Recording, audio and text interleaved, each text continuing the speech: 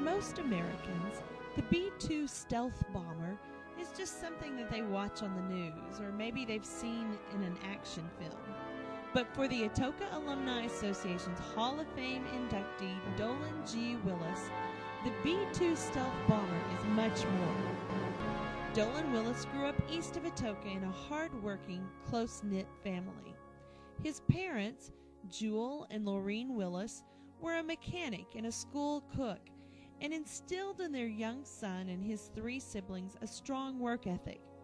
Dolan attended grade school at the Old Harmony Elementary School and then matriculated to Atoka High School.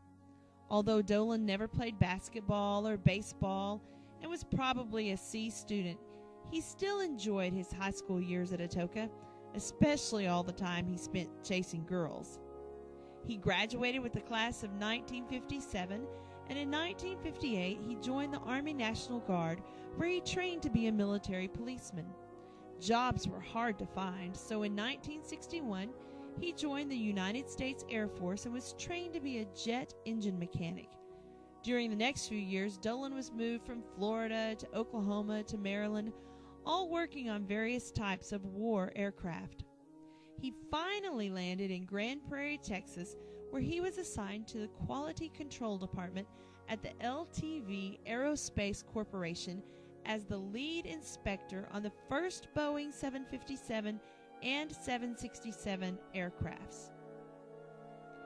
In 1983, Willis obtained a secret clearance and was transferred to what is known as the Black Hole.